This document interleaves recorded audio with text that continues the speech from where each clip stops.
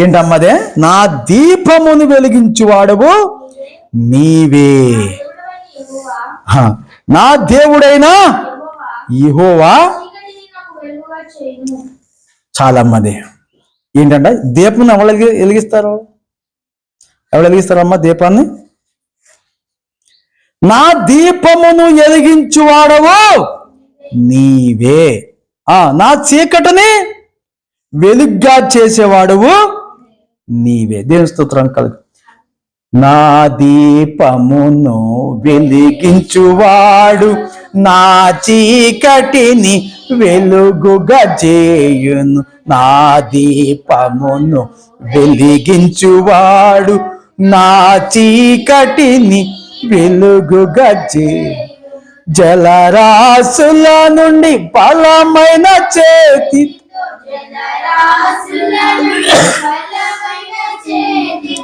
వెలుపల చేసిన బలమైన దేవా.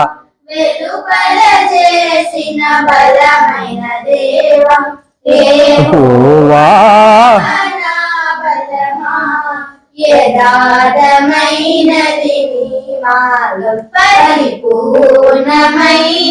చాలు. ఇప్పుడు ఇన్ని శ్రమలు వస్తాయంటే ఎవడైనా యేసు ప్రభు దగ్గరికి వస్తాడా? ఎవరన్నా యేసు ప్రభుని నమ్ముకుంటారా? అసలు ఎందుకు వస్తారా యేసు ప్రభు దగ్గరికి? శ్రమలు పోవాలని, బాధలు పోవాలని, అప్పులు తీరాలని, ఆస్తి పనులు అవ్వాలని, అందంగా అవ్వాలని. అందుకే వస్తారా? అందుకని వచ్చి అసలు వీళ్ళందరూ వచ్చేది ఎందుకు? వేల మంది, లక్షల మంది, కోట్ల మంది వచ్చేది ఎందుకు? ఇవన్నిటి కోసం. అయితే అలాంటి తెగింపు కలిగి రావాలి. అలాంటి తెగింపు అవన్నీ వస్తాయి, రాకూడదు. వస్తే అప్పుడు నువ్వేం చేస్తావు? నీతిని, రాజ్యాన్ని వెతుకుతున్నావు. ఇందాక చూసావు కదా. ఇప్పుడు నీకేం కావాలనుకుంటున్నావో అవన్నీ ఆయనకి తెలుసు. ఇక్కడ ఉంటాకి ఇల్లు కావాలని, ఏనా ప్రయాణం చేస్తాక బస్సు కావాలని, లేకపోతే కారు కావాలని ఆయనకి తెలుసు. అందుకే మొదట నా రాజ్యాన్ని, నీతిని వెతకండి. వెతికేటప్పుడు ఏం చేయాలి? అవి వస్తాయని వెతకూడదు. నీకు ఏమేమి లగ్జరీ కావాలో అవన్నీ ఆయన ఇస్తాకే అది ఇచ్చేస్తాడు ఆటోమేటిక్గా. మనం అడగకుండానే, అడక్కముందే ఆయనకి తెలుసు. తెలీదా? తెలుసు. అడక్కముందే ఆయనకి తెలుసు. కాబట్టి మనం యథార్థతను నేర్చుకోవాలి, నీతిని నేర్చుకోవాలి. నీతిగా ఉండలేం, యథార్థంగా ఉండలేం. ఏం చేయాలంట? ప్రాణం పోయినా అబద్ధం ఆడద్దు, ప్రాణం పోయినా నీతి తప్పదు. అలాగే ప్రాటిస్తూ పోస్తే అవన్నీ మన వెనకాల వస్తాయంట. ఆ తెగింపు కావాలి మనకు ముందు. ఏం కావాలి? ఆ తెగింపు కావాలి. దేవుని స్తోత్రం కలుగును గాక. అట్లా మీద ధ్యాస ఉంచొద్దు. ఇక్కడ మనం నా దీపమును వెలిగించువాడు ఆయన. వెలిగిస్తాడో ఆయన ఆర్పడం. ఎవరు ఆర్పేసుకుంటారో? మనంతటా మనమే ఆర్పేసుకుంటాము. మనంతటా వెలిగించిన దీపము ఎలా పనిచేయాలి చూడండి. 2వ సాముయేలు 22వ అధ్యాయము 29వ వచనం. యెహోవా నీవు నాకు దీపమై ఉన్నావు, యెహోవా చీకటిని నాకు వెలుగ్గా చేయును. అమ్మా, చీకటిని ఏం చేస్తాడు? అసలు మొట్టమొదటి ఆయన పలికిన మాట ఏంటి? అసలు ఎప్పుడు? ఆది కాండంలో మొట్టమొదటిగా ఆయన పలికిన మాట ఏంటి? వెలుగు కలుగును గాక. ఆ వెలుగు నువ్వు అయిపోవాలి. మిమ్మల్ని ఏమన్నారు తెలుసా? యేసు ప్రభు నమ్మిన వాళ్ళు ఏమన్నాడు? మీరు లోకానికి వెలుగై ఉన్న రకంగా మనం ఒక వెలుగైపోవాలి. ఆయన వెలుగు చూపెడతాడు. మనం ఏం చేయాలి? దేదీప్యమానంగా వెలగాలి. మనం ఎలాగెలదాం? ఇక్కడ ఏమన్నాడు ఈయన? మన చీకటినే ఆయన ఏం చేస్తాడా? వెలుగ్గా చేస్తాడంట. మొదటి రాజులు 15వ అధ్యాయము 4వ వచనం. ఈ దీపంలోకి ఒక ఆయన వచ్చాడు. ఎవరైనా? దావీదు. ఆయన చెప్పాడు అక్కడ మాట. ఏమన్నాడు? నా చీకటినే వెలుగ్గా, చీకటితో ఆయన చెప్పి, అయితే ఆ దీపంలోంచి ఆ దీపాన్ని ఒక ఆయన ఆర్పేసుకున్నాడు ఒకసారి. ఎలాగ ఆర్పేసుకున్నాడంటే చూడండి, మొదటి రాజులు 15వ అధ్యాయం 4వ వచనం. ఈ మాట ఇందా చెప్పినాను. ఆయనే ఏమని? చీకటినే చెప్పాడు. ఇప్పుడు ఇక్కడ ఆయన ఏమయ్యాడంటే ఏమయ్యాడు చూడండి. దావీదు ఇత్రుడైన ఊరియా సంగతి యందు తప్ప తన జీవిత దినములన్నీ యెహోవా దృష్టికి యథార్థంగా నడుచుకుంటూ యెహోవా అతనికి ఇచ్చిన ఆజ్ఞల్లో దేని విషయమందును తప్పిపోకుండెను. దేవుని స్తోత్రం కలుగును గాక. ఆయన్ని వెలిగించాడు. ఎక్కడి నుంచి వెలిగించాడమ్మా? ఎక్కడి నుంచి? గొర్రెల దొడ్లో నుంచి. ఏ దొడ్లో నుంచి? అలాగే రాసింది బైబిల్లో కూడా. గొర్రెల దొడ్లో నుంచి ఎక్కడ తీసుకొచ్చాడు? సింహాసనం మీద ఎక్కించాడు. ఎక్కడ? వెలుగుతున్నాడు, దేదీప్యమానంగా వెలుగుతున్నాడు. ఎంతమంది కొట్టాడు? ఎంతమంది? ఇజ్రాయేల్ ప్రజలందరినీ అడలగొట్టేసి అదరగొట్టేసి నెల్లాళ్ళు తొడగొట్టి శవం చేసినోడిని శవం చేసి పడేశాడు. అవునా కదా? అలాగా పైకి వచ్చి దేదీప్యమానంగా వెలుగుతున్నాడు. అవునా కదా? వెలుగుతూ ఉన్నటువంటి వాడు ఏమయ్యాడు? పాపం చేసేసాడు. ఏం చేయడు? దీపము ఆరిపోయింది. ఆ వెలిగించిన దీపాన్ని ఆరిపేసుకుంటే అమ్మా మళ్ళీ వెలిగించడం చాలా కష్టము. ఎవరు ఆర్పరు. అతనే మనకు మనమే ఆర్పేసుకుంటాం. ఆ తప్ప ఏమన్నాడు? ఇది బాగా అండర్లైన్ చేసుకోండి. ఎక్కడ? దావీదు ఒకే ఒకసారి కదా, ఎక్కడ వెలిగించబడ్డ తర్వాత ఒకేసారి ఆర్పే. ఏంటి ఆ దీపం అంటే? చూడండి, నరుని ఆత్మ యెహోవా పెట్టిన దీపము. దావీదు ఇత్తుడైన ఊరియా భార్య సంగతి యందు తప్ప తన జీవిత దినములన్నీ యెహోవా దృష్టికి. ఎవరి దృష్టికి అంట? యెహోవా అంటే ఎవరు? దేవుడు. ఆయన దృష్టికి, ఈ ప్రపంచంలో ఉన్న దృష్టికి కాదు, ఈ ప్రజల దృష్టికి, ఆయన దృష్టికి యథార్థముగా నడుచుకుంటూ యెహోవా అతనికి ఇచ్చిన ఆజ్ఞలలో దేని విషయమందును తప్పిపోకుండెను. అమ్మ ఇందాకేం చెప్పున్నాం? అన్నిట్లో ఒక్కటి తప్పాడు. అన్నిటినీ కూడా ఒక్కటి తప్పిపోయినా రేపు మారిపోద్ది. అయితే అక్కడ ఆయన తప్పిపోతే ఎన్ని కష్టాలు పడ్డాడో మనకు తెలుసు. ఏనాడు? కన్న కొడుకు చచ్చిపోయాడు. అవునా? ఉపవాస ప్రార్థన చేశాడు. బతికడా? దీపం వెలిగించి ఓరియాల్లో నీ దీపం. ఇందా చెప్పాను కదా పరీక్షల గురించి మీకు. 2 గంటలు ప్రార్థన చేసినోడు గొప్ప, 2 గంటలు చదివినోడు గొప్ప. ఎవరికి వస్తాయండి మార్కులు? చదవాలి. దుప్పడు మూసికెట్టేసి ప్రభువా పాస్టర్ గారు ప్రార్థన చేయలేదు, మా డాడీ పాస్టర్ కదా నాకు ఫస్ట్ మార్కులు వచ్చేస్తాయంటే వస్తాయా? పోరా పనికిమాలవడా, నువ్వు పడుకున్నా కాబట్టి నీకు. ఎస్, పండిత పుత్ర పరమ సొంట. ఎవరంటే సొంటలు అయ్యేవాళ్ళు ఎవరు?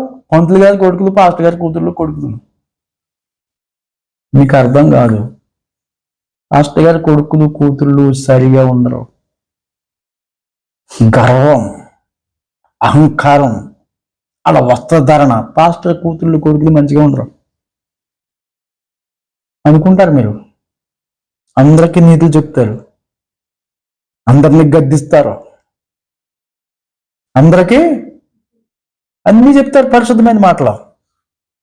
పాస్టర్ గారి కూతుళ్ళు కొడుకులు కరెక్ట్గా ఉంటారు. మొట్టమొదటి నరకంలోకి వెళ్ళిపోతే వాళ్ళే.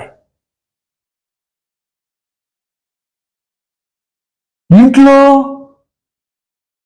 పాస్టర్ గారు ఉండడు, ఆయన పని మీద తిరుగుతూ ఉంటాడు, డబ్బులు వస్తూ ఉంటాయి, లెక్క ఉండవు.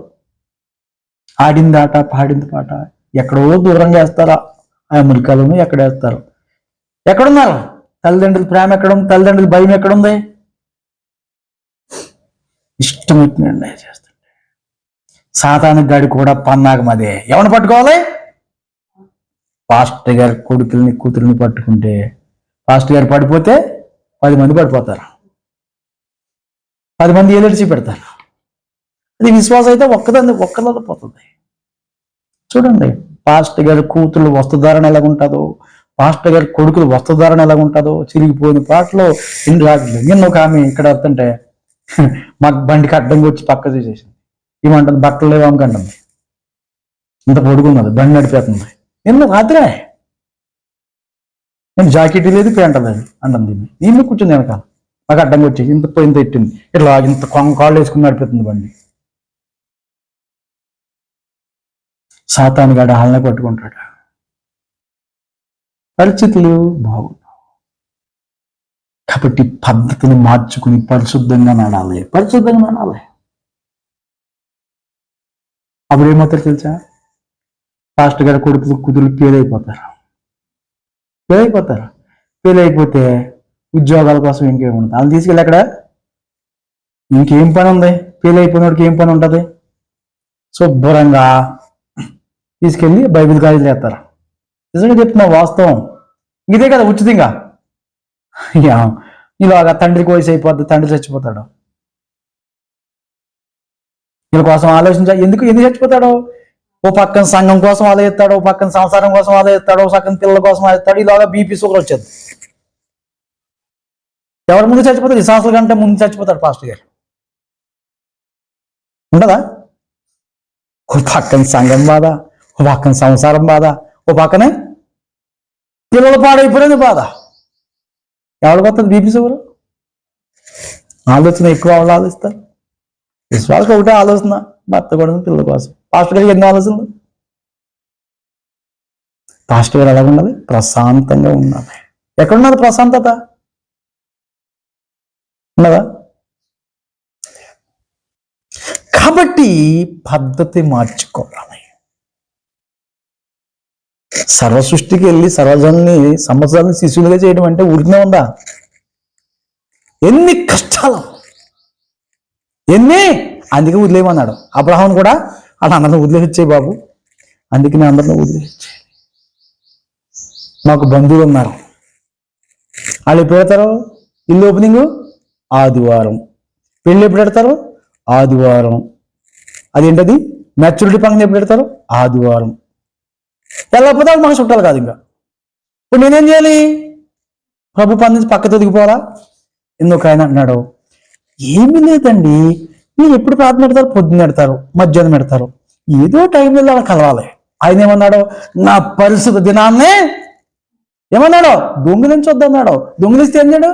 మోసే ధర్మశాస్త్ర ప్రకారం వాళ్ళతో కూడా చంపేయమన్నాడు. ఆయన పొలవాడుకుంటే వాళ్ళతో కూడా చంపేయమన్నాడు.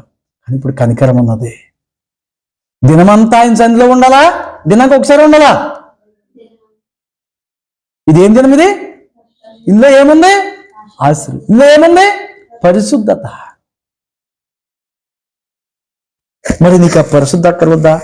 ఎంతమంది నా పెళ్లికి తీసుకొస్తున్నావు, ఎంతమంది ఆలయానికి వెళ్ళకుండా చెడగొడుతున్నావు. మరి చేసే పాదిరి ఏం కావాలి? దానికి సంఘం ఉండరా? విశ్వాసం ఉండరా? ఆరాధన ఉండదా? ఆదివారం నాడు ఎక్కడదే? ఇలాగ తప్పిపోయినటువంటి వాడు, పేదైపోయిన పాదిరి కొడుకులు ఎక్కడ ట్రైనింగ్ అయ్యి ఈ సంఘాలు ఎక్కడే? వాళ్ళ బాబు సంఘం చూసుకుంటాడు, వీడు అక్కడ ట్రైనింగ్ అయ్యి వచ్చాడు, వీడు లేకపోతే వాడు సంఘం నడిపిస్తాడు, వీడు పెళ్లి చేస్తాడు. అర్థమవుతుందా? కాబట్టి ఇప్పుడు ఒక్కడు ఎన్ని దీపాలు నడిపేస్తున్నాడు? సమాజం అంతా ఏం చేసుకుంటే సండే ఆరాధనకి వెళ్ళక్కర్వద్దు కదా, ఆరిపోతున్నాయి దీపాలు వెలుగుతున్నాయా? వెలిగించవలసినటువంటి సేవకుడు దీపాలను ఆరిపేస్తున్నాడా, వెలిగిస్తున్నాడా? దీపం ఏం చేయాలి? వెలుగుతూ ఉండాలి. అవునా కదా? వెలుగుతూ ఏంటంటే ఎవరికంట? యథార్థంగా ఎందుకంటే ఏం పుడుతుంది? చీకట్లో వెలుగు పుడుతుంది. యథార్థవంతులకు చీకట్లో వెలుగు పుట్టును, వారి కటాక్షము వాత్సల్యము నీతి గలవారు ఏమవుతారంట? యథార్థవంతులకి చీకట్లో వెలుగు పుడుతుంది. ఇంకేంటంట? వాళ్ళకి వాత్సల్యం ఉంటుంది, వాళ్ళ నీతి గలవారిగా అవుతారు. ఇంకా మనం ముందుకు చూస్తే సామెతల గ్రంథం 20వ అధ్యాయము ఏంటి ఈ వెలుగు అనేది, ఏంటి ఈ దీపం అనేది మనము అక్కడ వివరంగా చూస్తాం. ఎక్కడ? సామెతల గ్రంథము 20వ అధ్యాయము 27వ వచనం. అమ్మ ఏంటా దీపం? ఏంటమ్మా ఎందుకంటే దీపం వెలగాలన్నం ఏంటది? ఆత్మే దీపము. నరుని ఆత్మ యెహోవా పెట్టిన దీపం, అది అంతరంగములన్నీ శోధించును. ఈ దీపం ఏం చేయాలమ్మా? ఏంట దీపం ఏంటి? అందుకని ఆత్మ నింపుదల ఉండాలి. ఆ దీపం ఎప్పుడు? యెషయా గ్రంథం 42:16. ఆ దీపం ఎలాగ నడిపిస్తుందో, ఏం చేస్తుందో ఇక్కడ బాగా రాశాడు.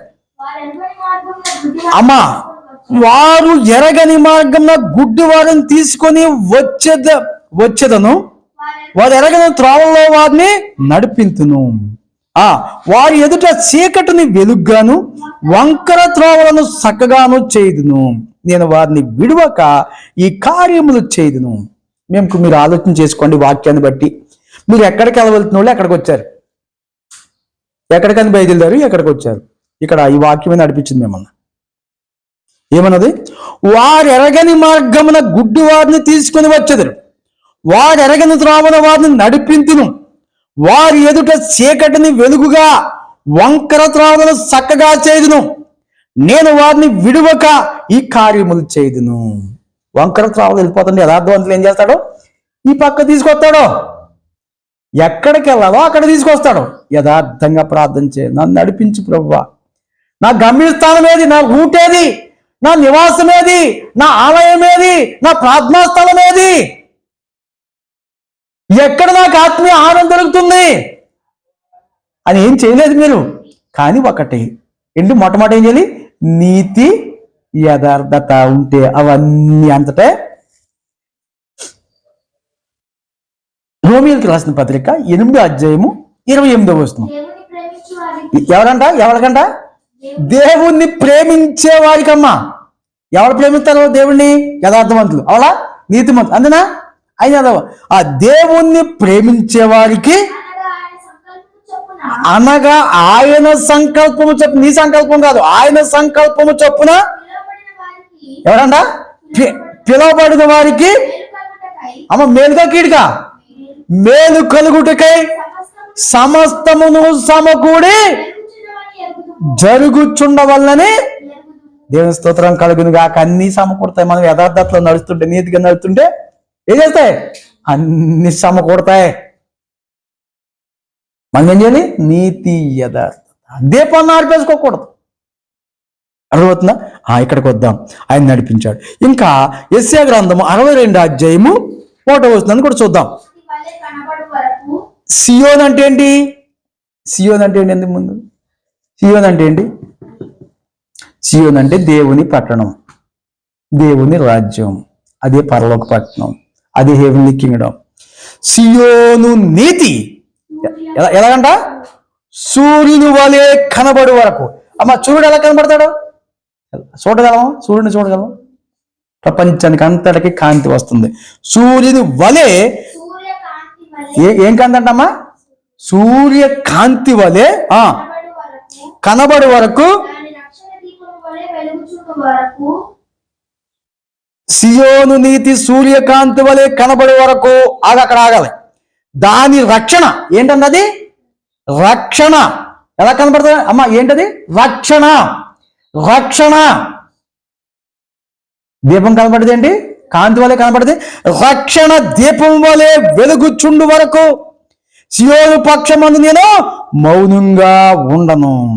యెరూషలేము పక్షమందు నేను ఏం చేస్తాడంట? ఆయన ఊరకనే ఉండడంట. యథార్థవంతులు నీతిగా ఉంటుంటే, యథార్థంగా నడుతుంటే మీరు రక్షణ ఏం చేద్దాం? రక్షణ కాపాడుకోవాలి. రక్షణ కాపాడుకుంటూ ఉంటే దీపం వలె వెలుగుచుంటదంట రక్షణ. ఎలాగంట? దీపం వలె. ఆ దీపం ఏం చేద్దాం? మనకి త్రోవ ఏం చేద్దాం? చూపెడుతుంది. దేవుని స్తోత్రం కలుగును గాక. ఇక్కడితో సరిపెడదాం. అయితే దీపం ఏం చేయాలో ఒక మాట మీకు చెప్పి నేను ముగించేస్తాను. ఏం చేయాలి? లేవియా కాండం 6వ అధ్యాయం 12వ వచనం. బలిపీఠం మీద అగ్ని మండుచూ ఉండవలెను. అమ్మా ఏంటది? బలిపీఠం మీద ఏంటి? అగ్ని ఏం చేయాలి?